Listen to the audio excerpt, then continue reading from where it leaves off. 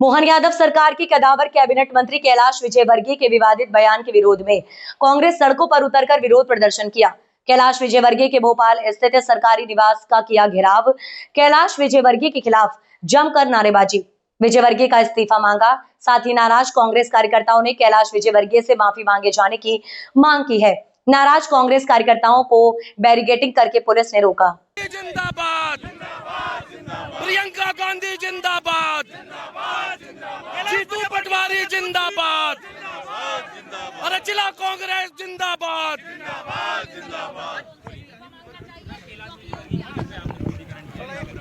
आज जिला कांग्रेस कमेटी भोपाल शहर ने भारतीय जनता पार्टी के कैबिनेट मंत्री कैलाश विजयवर्गीय की जीभ का गंगा जल से शुद्धिकरण किया है।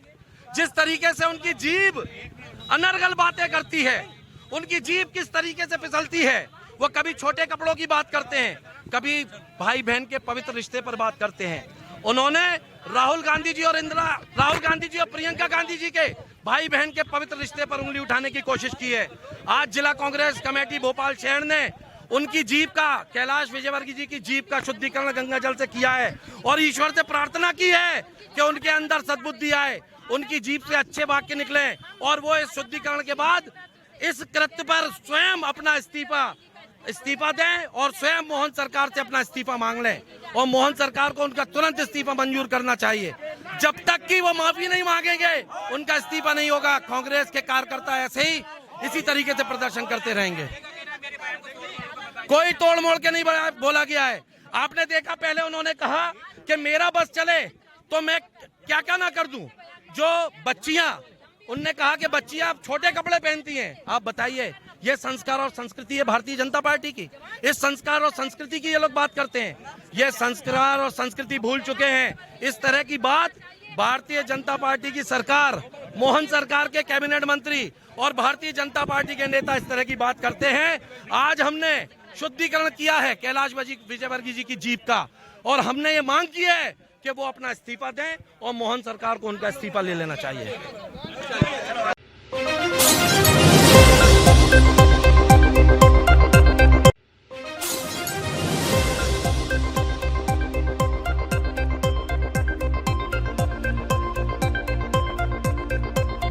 मामला धार जिले के कुक्षी थाना अंतर्गत दुलवेड़ी का है, जहां पर एक सरफिर आरोपी व्यक्ति ने एक 5 साल के मासूम बच्चे पर फालिया से वार कर दिया। वार इतना जबरदस्त था कि 5 साल के बच्चे का शव विषित हो गया। बताया जा रहा है कि आरोपी अचानक से घर में घुसा और घर में टंगे धारदार हथियार से अचानक हमला करने लगा, जिससे घबराए पिता बाहर भागे और आरोपी महेश ने खेल रहे 5 वर्षीय बालक विकास पिता कालू पर फालिया से वार कर दिया। देखते देखते आरोपी महेश ने बच्चे को मौत के घाट उतार दिया। बताया जा रहा है कि आरोपी महेश ग्राम वागदी जोवट क्षेत्र का रहने वाला है, जो अचानक अपनी अपाची बाइक से आकर घटना को अंजाम दिया। इस घटना से कुक्षी क्षेत्र में सनसनी फैल गई। घटना की सूचना लगते ही पुलिस ने मौके पर पहुंचकर 4 वर्षीय बच्चे के शव को कुक्षी के सामुदायिक स्वास्थ्य केंद्र में पोस्टमार्टम के लिए भेजा और आरोपी को गिरफ्तार कर जांच के लिए स्वास्थ्य केंद्र ले गई। पुलिस ने मामले की जांच शुरू की। इधर घटना की जानकारी लगते ही काफी भीड़ जमा हो गई थी। वहीं पुलिस ने आरोपी महेश की बाइक अपाची को जब्त कर लिया। इधर बच्चे विकास की मौत पर परिवार का रो रो कर बुरा हाल है।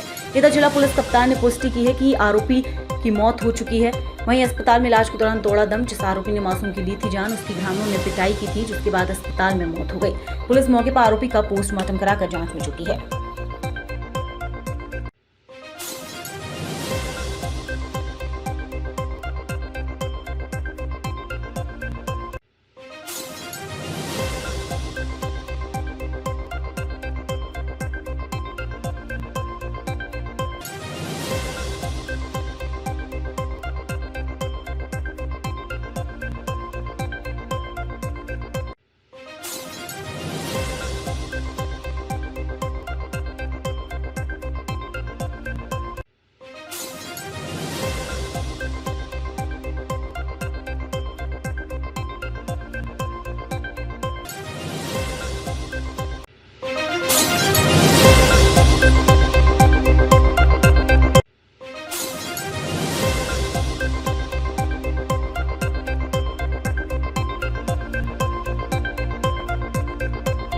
इस वक्त की बड़ी खबर आपको बताते चले, फिर इंसानियत हुई तार-तार। 4 साल के मासूम पर फालिये से वार। 4 साल के मासूम को आरोपी ने किया मारकर विक्षिप्त। मामला कुक्षी थाना अंतर्गत आली के धूल बेटी की घटना। घर में अचानक घुसे आरोपी ने बालक पर कर दिया था वार। पुलिस ने मौके से किया आरोपी को गिरफ्तार। बच्चे को पोस्टमार्टम के लिए सामुदायिक स्वास्थ्य केंद्र कुक्षी भेजा। मां सहित परिवार का रो रो कर बुरा हाल। पुलिस ने मौके पर जाकर मामले की जांच शुरू की। धार जिले में एक बार फिर इंसानियत को तार तार कर देने वाला मामला सामने आया है। यहाँ पर धार जिले के कुक्षी थाना अंतर्गत धूलबेड़ी में एक 4 साल के बच्चे को एक आरोपी ने धारदार हथियार फाले से चित विचित कर दिया है, जिससे बच्चे की मौत हो गई है। पुलिस इस पूरे मामले की जांच में जुटी है, मगर बता दे कि आरोपी अचानक से घर में घुसकर एक 4 साल के बच्चे पर धारदार हथियार से वार कर देता है। पुलिस अब मामले में जांच में जुट रही है और आरोपी को गिरफ्तार कर लिया है। सर, जो आरोपी को पकड़ा है 4 साल के बच्चे को, पहले बार देखा है पूरा मामला? देखिए यार, थाने पे सूचना प्राप्त जो गांव है उसके बाद खालिए में जो है एक बच्चा, उसका नाम विकास पिता कालू बीर, उम्र 4 साल है, उन्नत अवस्था में पड़ा है, जिसको पीछे में खालिया मार दिया। सूचना पर तत्काल पुलिस वहां पहुंची थी। मौके का पूरा हमने घटनास्थल का निरीक्षण किया है और प्रथम दृष्टया इस बच्चे की खालिया मार कर हत्या करना पाया गया है। इसमें पुलिस सभी एंगल से जांच कर रही है और जो आरोपी महेश नायडा लोगड़ क्षेत्र का रहने वाला है, उसको हमने अभी कस्टडी में लिया, उससे पूछताछ की जा रही है। रिपोर्ट से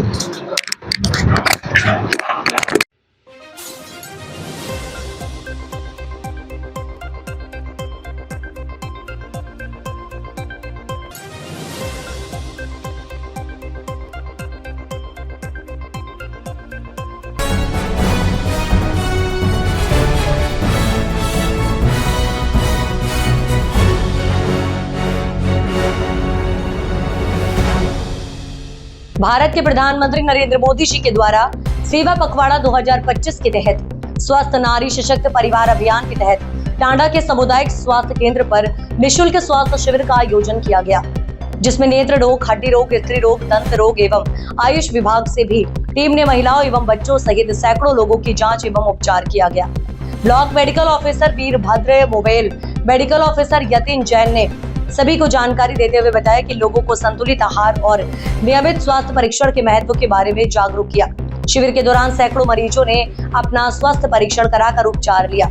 इस आयोजन में रक्तदान शिविर का भी आयोजित किया गया, जिसमें दर्जनों युवाओं ने आकर रक्तदान किया।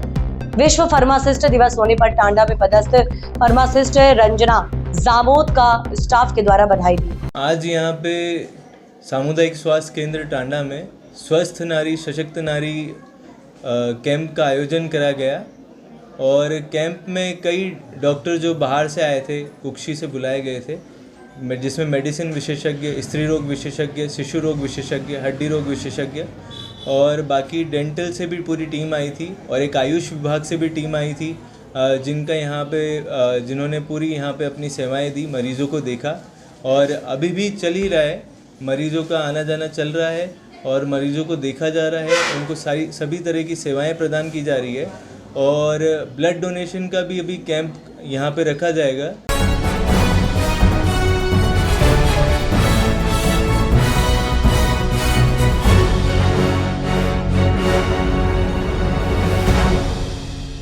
धार शहर के अर्जुन कॉलोनी में इस वर्ष भी सार्वजनिक नवदुर्गा उत्सव समिति द्वारा नवरात्रि पर्व बड़े उत्सव और धूमधाम के साथ मनाया जा रहा है।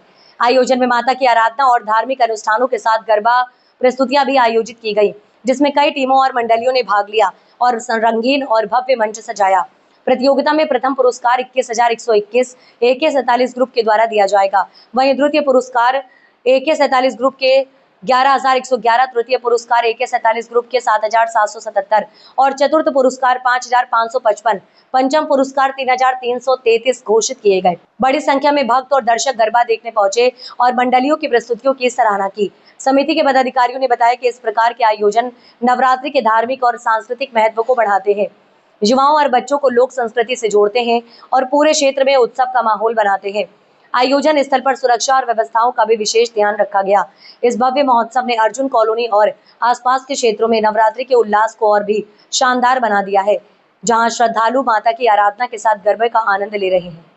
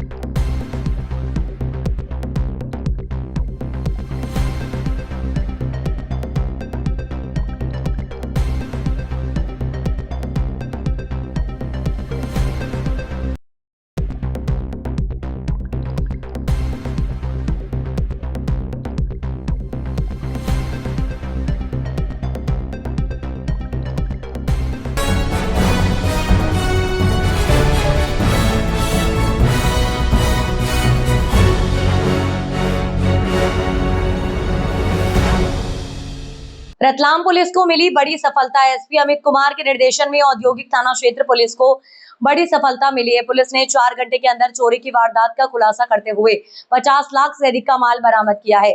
पुलिस ने इस मामले में 2 आरोपियों को गिरफ्तार किया है। चोरी की वारदात घर में काम करने वाली महिला और उसके साथी ने की थी। एसपी अमित कुमार ने शुक्रवार को पुलिस कंट्रोल रूम पर पूरे मामले का खुलासा किया है।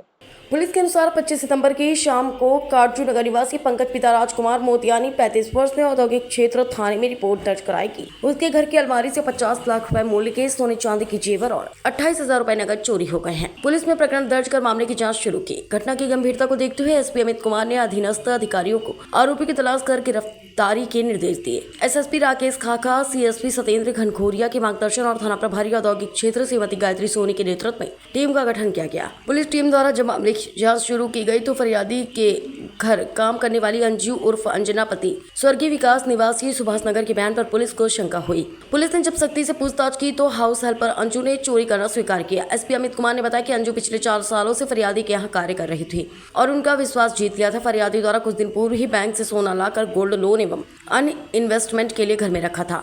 जिस अलमारी में सोना रखा था वह खुली रहती थी। होम हेल्पर अंजू ने विश्वास का फायदा उठाकर घर से सोने के जेवर और नकदी चोरी किया और कचरा फेंकने के बहाने घर के बाहर आकर अपने साथी अफजल पिता बाबू शाह 51 साल निवासी हाट की चौकी को दे दिए। पुलिस ने अंजू के बयान के आधार पर आरोपी अफजल से 50 लाख रुपए मूल्य के सोने चांदी के जेवर और नकद 28,000 रुपए बरामद कर लिए हैं। पुलिस ने दोनों आरोपियों को गिरफ्तार कर लिया है।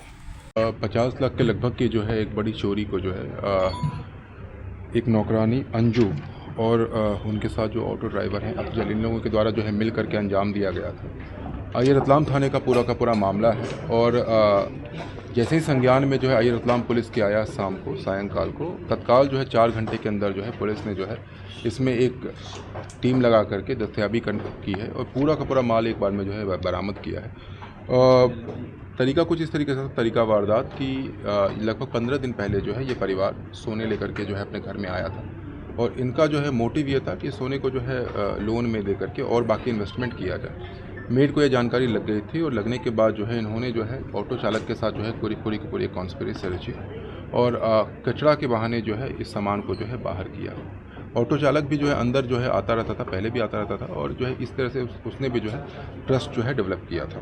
तो ऐसे में जो है पूरा का पूरा माल लगभग 50,28,000 का मशरूका जो है जब्त हुआ है और वरिष्ठ अधिकारियों को इस अच्छे कार्य के लिए जो प्रतिवेदन प्रेषित किया गया है।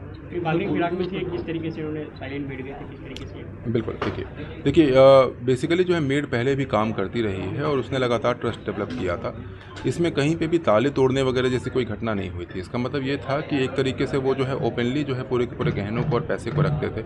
मेड ने सबसे पहले ट्रस्ट जो है हाजिर लिया और ट्रस्ट लेने के बाद जो है इस पूरे कार्य को अंजाम दिया। इसलिए हमारा निवेदन है पूरे रतलाम के वासियों से कि कोई भी अगर हाउस हेल्प होता है तो MP ई-कॉप के माध्यम से या फिर अपने नज़दीकी थाने में जाएं और अपना कैरेक्टर वेरिफिकेशन चाहे मेड का हो या कोई भी आपके यहाँ जो कार्य करता है उससे कराएं ताकि हम भी जो है आपको और बेहतर निगाह रख सकें और कोई इस तरह की घटना ना हो सके। सर कितने समय से वो काम कर रही थी? तब 3 से 4 साल से जो है वो काम कर रही थी और अभी कोई आपराधिक रिकॉर्ड है कि नहीं आरोपियों की वो हम जो है जानकारी ले रहे हैं। मगर हम फिर से निवेदन करना चाहेंगे रतलाम वासियों से कि कोई भी अगर उनका हाउस हेल्प हो तो उनका कैरेक्टर वेरिफिकेशन और आपराधिक वेरिफिकेशन जो है जरूर कराना सुनिश्चित करें। नमस्कार।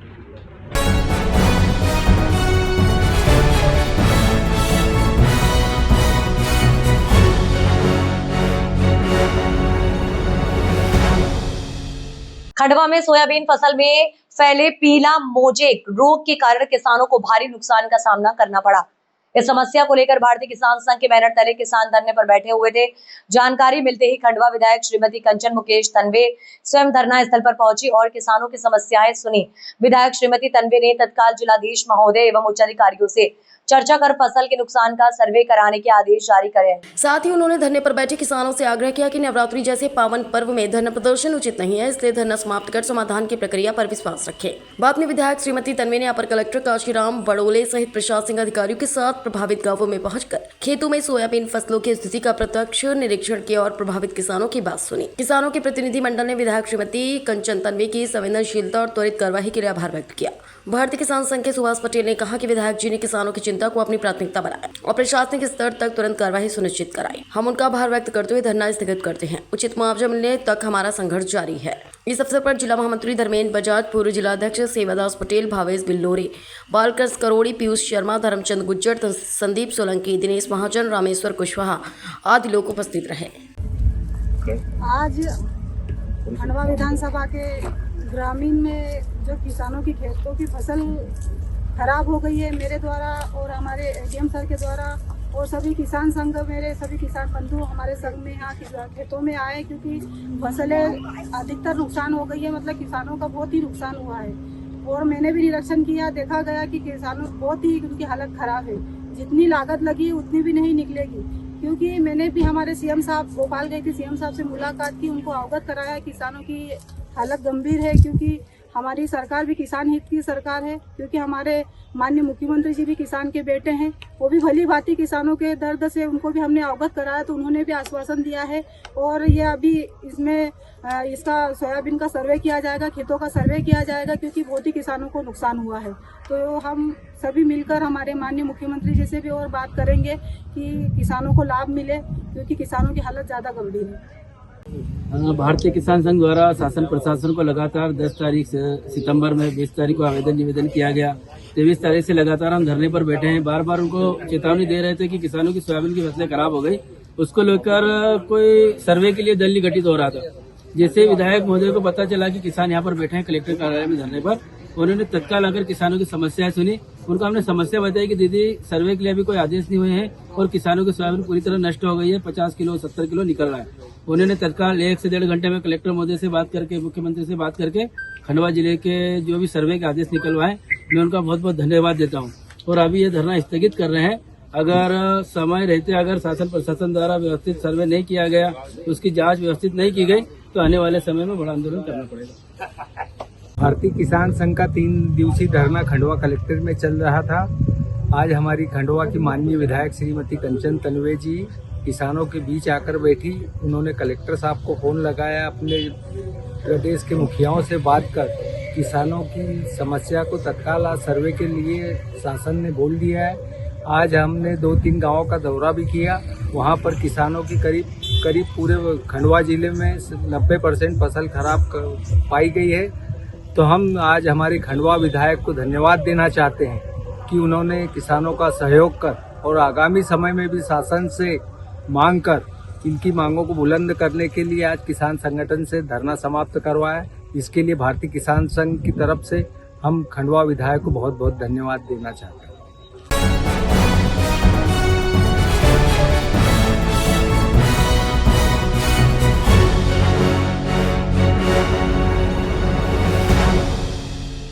बड़ी खबर इंदौर से आ रही है। स्कूल में हुआ गरबे का आयोजन।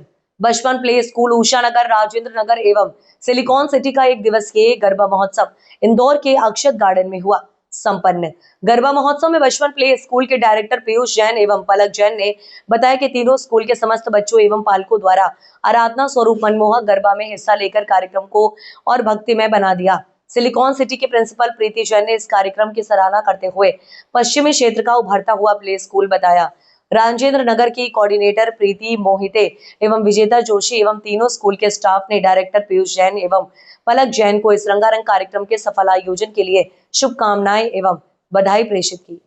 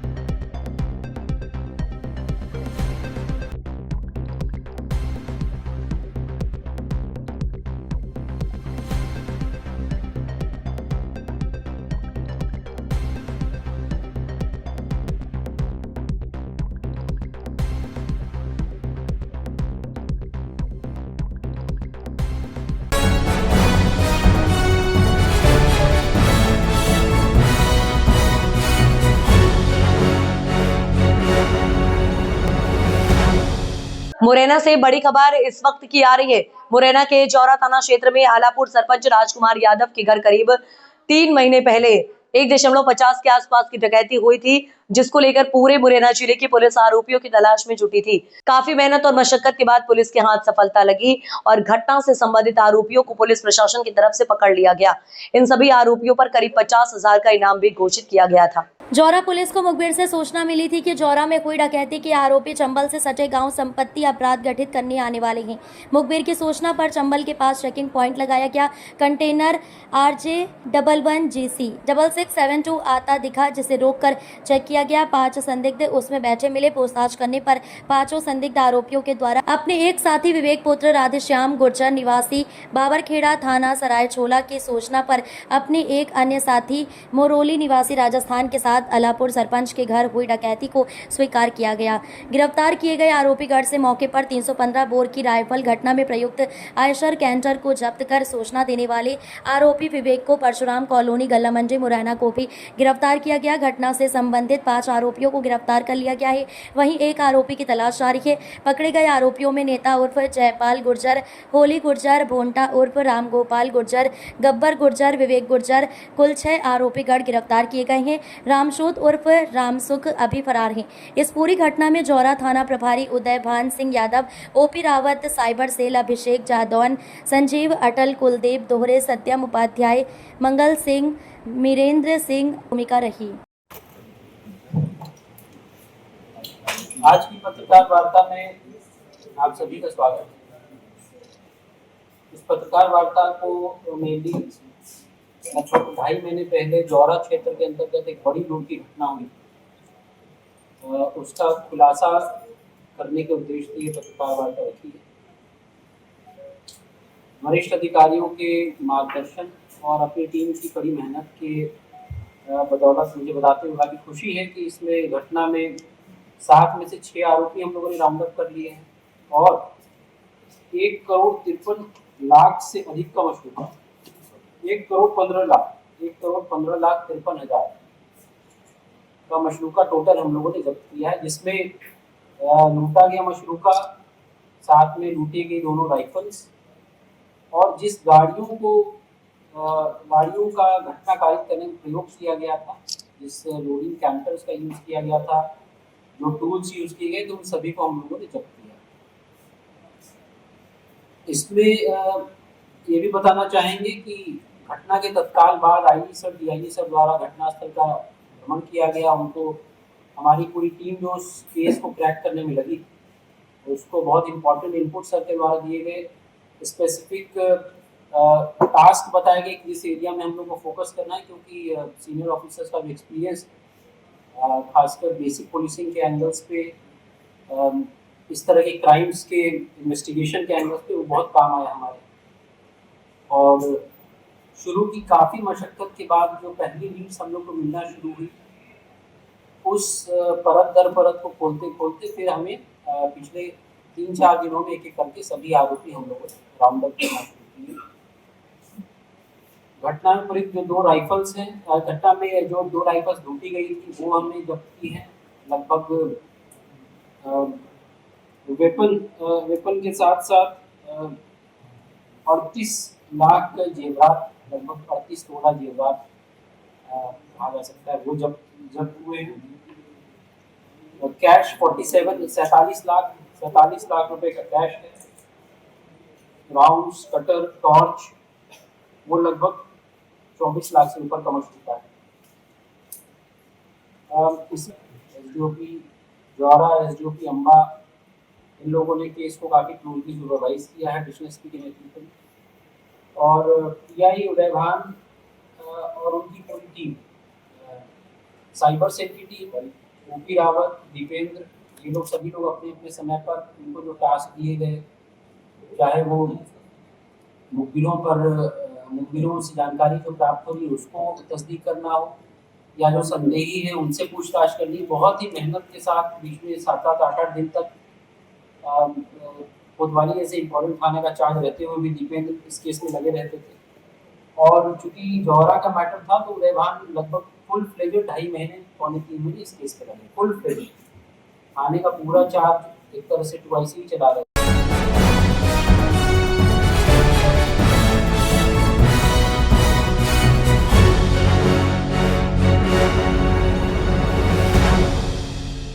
अलीराजपुर जिला मुख्यालय पर पैसों के लेन देन को लेकर एक युवक की हत्या। अलीराजपुर पुलिस ने 24 घंटे से पहले हत्या का पर्दाफाश कर 4 आरोपियों को गिरफ्तार किया। पुलिस अधीक्षक रघुवंश सिंह भदौरिया ने प्रेस कॉन्फ्रेंस में किया खुलासा। अलीराजपुर जिला मुख्यालय पर पैसों के लेन देन में एक 22 वर्षीय युवक को अपनी जान गंवाना पड़ी। अलीराजपुर पुलिस अधीक्षक रघुवंश सिंह भदौरिया ने अज्ञात हत्या का खुलासा करते हुए बताया कि कल रात्रि में जिला चिकित्सालय में एक युवक आकाश उर्फ मंगरू 22 वर्ष निवासी बोरखड़ को मृत अवस्था में लाकर छोड़ दिया गया है। पुलिस जांच में सामने आया कि मृतक का आरोपी आकाश से पैसों के लेन देन को लेकर विवाद था। आरोपियों ने युवक का अपहरण कर नवोदय स्कूल के पीछे खेत में ले जाकर लकड़ियों, बेल्ट व हाथ मुक्कों से मारपीट कर हत्या की। पुलिस ने सीसीटीवी फुटेज और गहन विवेचना के आधार पर मात्र 12 घंटे में 4 आरोपियों आकाश पिता वीरेंद्र रावत, 23 केरला पिता होशियार चौहान, 20 अंतिम पिता माधु सिंह कनेश, 24 लोकेश पिता राकेश बामनिया 19 को गिरफ्तार किया गया। घटना में प्रयुक्त वाहन व सामग्री जब्त। आरोपियों के विरुद्ध पूर्व से भी कई अपराध दर्ज हैं।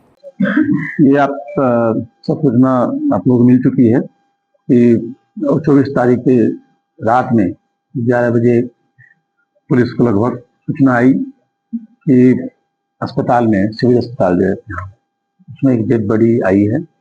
उस समय को पहचान नहीं था उसका। उस पर टीआई और प्लस पूरी टीम, सारी टीम वहाँ पे पहुंची मौके पर। उसकी जांच शुरू हुआ। मर्ग जांच में ये स्पष्ट हुआ कि कोई 4 लड़के जो है उसको ला के वहाँ पे, जिन 4 लड़के ला के रखे थे वहाँ से वो भागे थे। उसके बाद जब जांच पूछताछ हुई पूरी, तो मृतक का भी नाम क्लियर हुआ, जो मगरू उर्फ आकाश उर्फ बब्बू, राजू पिता राजू कटारा 22 साल का, तालाब का फलिया बोरखड़ का रहने वाला था।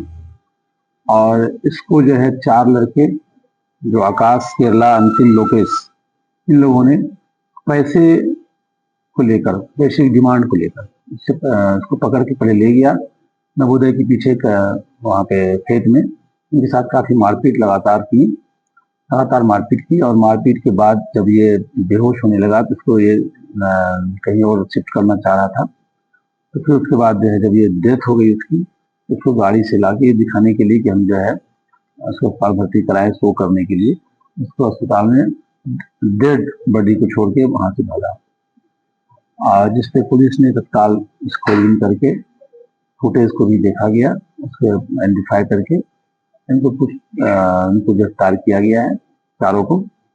और इसमें जो है धारा भी बढ़ाई गई है 302 के, जो अपने 103 BNS के साथ साथ 140 308 और 61(2) 1032 ये सभी धाराएं उसमें लगाई गई है, जो काफी संगीन और गंभीर मामले, अपहरण प्लस जो एक्सटॉर्शन होता है उसकी धाराएं हैं।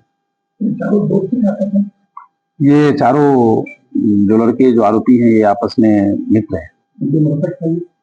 मृतक मित्र नहीं है, मृतक एक ढाबा जो इनके यहाँ एक संचालित था आकाश का, उसके यहाँ काम करता था।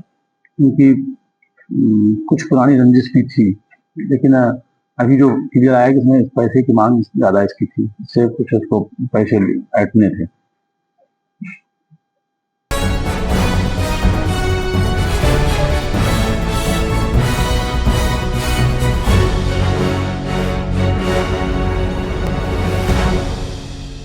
महू शहर में नवरात्रि पर्व बहुत ही धूमधाम से मनाया जा रहा है। कई स्थानों पर गरबा आयोजित किया जा रहा है। इसी तारतम्य में हरिओम वाटिका परिसर महू में गरबे का सतत 10 दिवसीय आयोजन किया गया है। आयोजन समिति के प्रमुख एडवोकेट पिल्ले ने बताया कि पिछले 3 वर्षों से हम नवरात्रि पर्व पर गरबा आयोजित करते रहे और आगे भी आयोजित होते रहेंगे।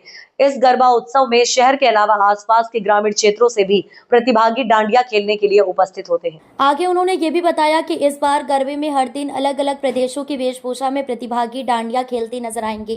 कार्यक्रम की शुरुआत माता की आरती के पश्चात की गई। गरबा नृत्य के दौरान पंडाल में छोटे बच्चों से लेकर युवा बालक बालिकाओं ने आकर्षक मराठी वेशभूषा में माता की भजनों पर मनमोहक गरबा नृत्य किया, जिसके चलते पूरा वातावरण भक्ति रस में डूबा हुआ दिखाई दिया। इसमें विशेष रूप से बालक बालकों ने इंदौर होलकर राजघराने की वेशभूषा में नृत्य करते हुए उस विरासत और संस्कृति को फिर से जीवित कर दिया। इसके साथ ही एक छोटे बच्चे ने शिवाजी महाराज का रूप धर भारतीय हिंदू संस्कृति की मिसाल पेश की। लगभग 2 घंटे सतत चले इस कार्यक्रम को वहां उपस्थित लोगों ने खूब प्रशंसा की। माताजी के जयकारे के साथ कार्यक्रम का समापन किया गया। इसके बाद श्रेष्ठ प्रदर्शन करने वाले प्रतिभागियों को पुरस्कृत भी किया गया।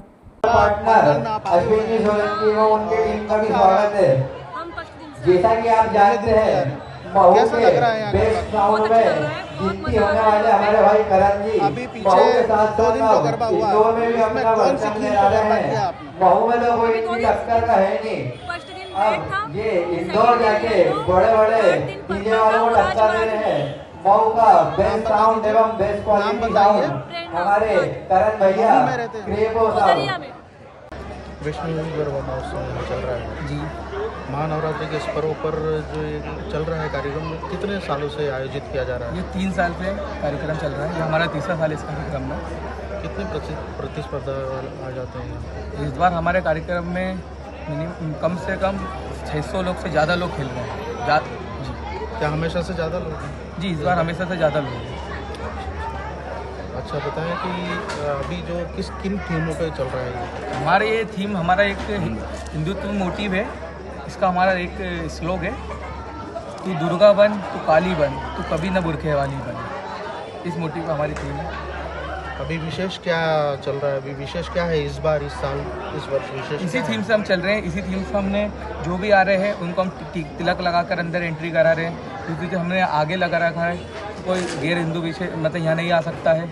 और थीम हम रेगुलर थीम फॉलो करा रहे हैं। जैसे आज मराठी थीम थी, कल साउथ इंडियन थीम रहेगी, कल बंगाली थीम, परसों बंगाली थीम रहेगी। गुजरात महू शहर के अलावा और कोई ग्रामीण क्षेत्रों से आ रहे हैं क्या? बहुत यहाँ पर अभी धारनाका, शांति नगर, पीतमपुर यहाँ से भी खेलने आ रहे हैं। आपका नाम? एडवोकेट प्रणय पिल्ले।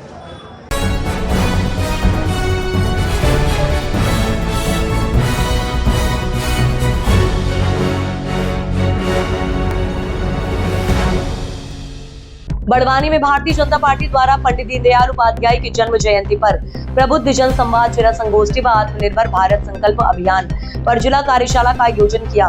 अध्यक्ष अजय यादव की अध्यक्षता एवं जिला संगठन प्रभारी नंदकिशोर पाटीदार के आतिथ्य में संपन्न हुआ। पंडित दीनदयाल उपाध्याय की जन्म जयंती जिले भर में बूथ स्तर पर मनाई गई। जिला मीडिया प्रभारी सुनील भावसार ने बताया कि गुरुवार को 2 सत्र में कार्यक्रम आयोजित किए, जिसमें पहला पंडित दीनदयाल उपाध्याय की जयंती पर प्रबुद्ध जन संवाद जिला संगोष्ठी तथा दूसरे सत्र में आत्मनिर्भर भारत संकल्प अभियान पर कार्यशाला आयोजित की गई। इस अवसर पर नवनियुक्त जिला पदाधिकारियों का पुष्पमाला पहनाकर स्वागत किया गया तथा कार्यक्रम के पश्चात जिला अध्यक्ष के नेतृत्व में सभी कार्यकर्ताओं ने देवी सिंह मार्ग से झंडा चौक तक जीएसटी रिफॉर्म पर हाथों में तख्तियां लेकर रैली निकाली व कई दुकानदारों व ग्राहकों से जीएसटी की कम हुई दरों को लेकर संवाद किया। इस अवसर पर जिला संगठन प्रभारी नंदकिशोर पाटीदार ने पंडित दीनदयाल उपाध्याय के जीवन पर विस्तृत से प्रकाश डालते हुए कहा कि पंडित दीनदयाल उपाध्याय ने एकात्म मानववाद का भाव लेकर देश की सेवा की तथा प्रधानमंत्री नरेंद्र मोदी ने उनके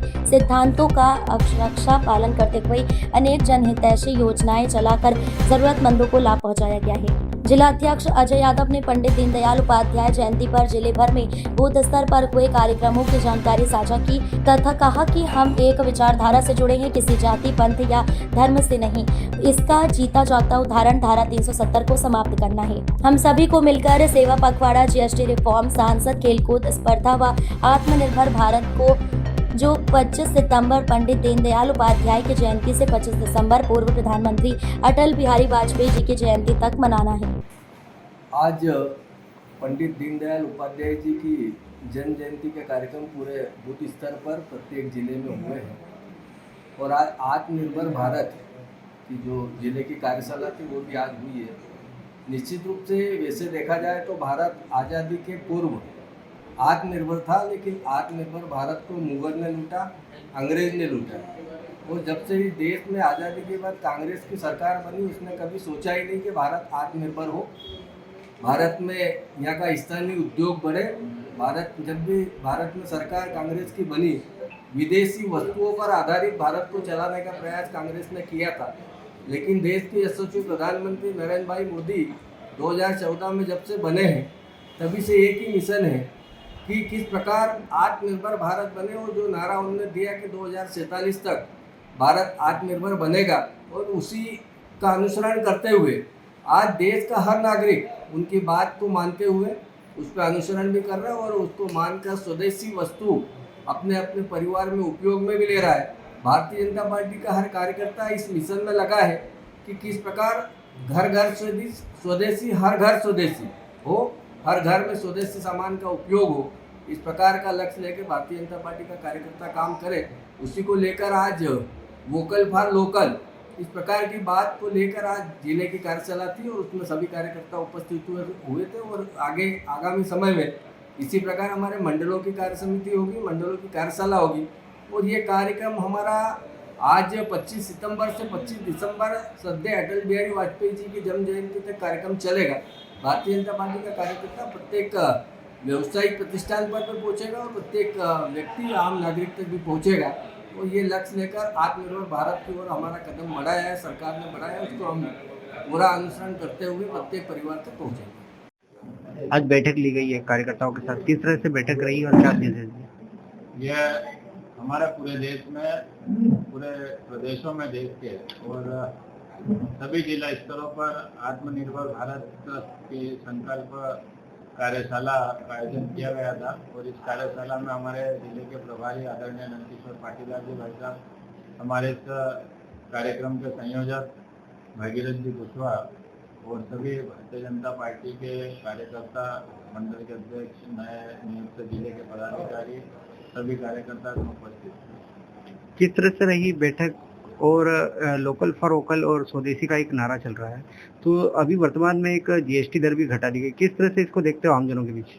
आत्मनिर्भर भारत 2047 तक विकसित भारत बनाने के लिए आत्मनिर्भर भारत होना बहुत जरूरी। और जिस प्रकार से हमारे देश में चाहे रक्षा के क्षेत्र में हो या मेडिकल के क्षेत्र में हो या किसा कोई भी अन्य ऐसा क्षेत्र उत्पादन का जो हो कृषि के, उसमें तो हम आत्मनिर्भर होते जा रहे हैं। और इसी को बढ़ावा देते हुए हमारे देश के यशस्वी प्रधानमंत्री नरेंद्र मोदी जी ने आह्वान करा है कि हम हमारे स्थानीय स्तर पर जो उत्पादन होता है उन उत्पादनों का उपयोग करें लोकल फॉर वोकल के तहत, और सभी उन किसानों को, मजदूरों को और स्थायी जो उद्योगपति हैं, व्यापारी हैं, उन सबको लाभ देते हुए हमारे देश की पूंजी हमारे देश में ही रहे, इस प्रकार का आह्वान हमारे देश के यशस्वी प्रधानमंत्री ने किया है। और साथ में जो जीएसटी रिफॉर्म करा है उसमें भी हमारे देश की आम जनता को बहुत राहत देते हुए एक पालक की भूमिका में हमारे देश के प्रधानमंत्री जी ने निर्वाह करा है। जो कहीं कहीं तो कुछ सामानों में 0% भी जीएसटी की दर लागू करी है। और बहुत से ऐसे रोजमर्रा की चीजें हैं जिन्हें 28 से 18 करके आज जो 18 या 12% थी उसे 5% की दर पे लाकर हमारे आम जीवन को सरल बनाने के लिए उन्होंने प्रोत्साहित करा है।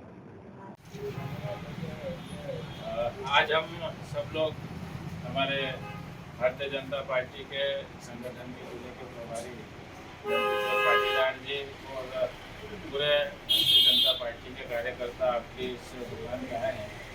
मैं आपसे पूछना चाहूँगा कि जो जीएसटी की दरें कम हुई उन घटी हुई दरों पे आपका और ग्राहक का क्या फायदा हुआ है और किस प्रकार की राहत हमारे जो उपभोक्ता उनको मिली है?